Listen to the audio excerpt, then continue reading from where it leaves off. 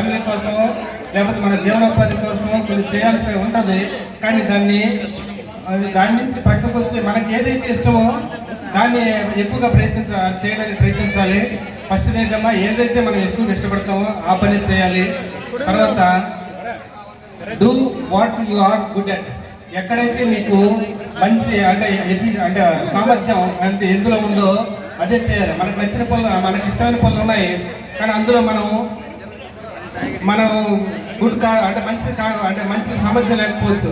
కానీ ఎక్కడైతే మనకి ఏదో ఒక రకంగా ప్రతి ఒక్కరికి కూడా ఎక్కడో ఒక దగ్గర ఒక మంచి ఏదో ఒక యాంగిల్ దీంట్లో మనం మంచి ఉంటుంది, మనం మంచి చేయగలిగే సామర్థ్యం అనేది మనకు ఉంటుంది.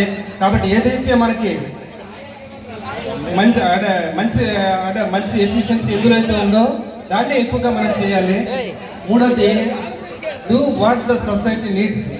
అంటే ఈ వరల్డ్ అనేది ఏదైతే కోరుకుంటుందో దాన్నే మనం ఎక్కువగా చేయడానికి ప్రయత్నించాలి. ఈ ప్రపంచం లేదా ఈ సొసైటీ ఏదైతే కోరుకుంటుందో దాన్నే చేయాలి.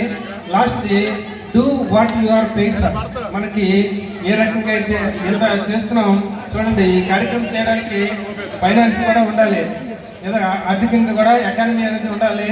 కాబట్టి అది మనం ఏదో డబ్బు వెంట పరిగెట్టకూడదు, కానీ మన జీవితానికి మాత్రం డబ్బు అవసరం. మన అవసరాలు తీర్చుకోవడానికి, మన తాలూకా కుటుంబం పోషించుకోవడానికి అన్నిటి కూడా మనకి డబ్బు అవసరం. కాబట్టి డబ్బు అంటే ఏ రకంగా అయితే వస్తుందో దేనికి పెయిడ్ అనేది ఉండాలి. మనం చేసే పనికి అనేది what you are paid for.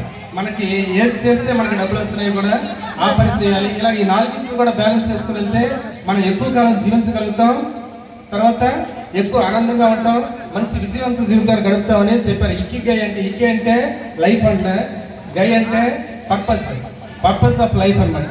కాబట్టి ఈ నాలుగు మనం బ్యాలెన్స్ చేసుకోవాలి. ఏంటంటే నాలుగు చెప్పండి.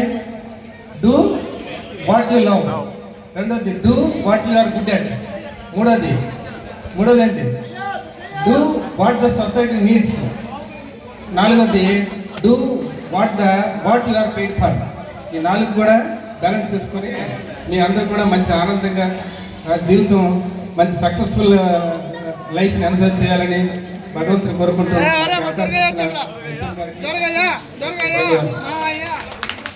Thank you sir. అలాగే ఈ కార్యక్రమం ఇచ్చేసిన శశికళ మేడం గారికి స్టేజ్ మీదకి ఆహ్వానం పలుకుతున్నాం. చెప్పరా క్లాప్ కొట్టమని.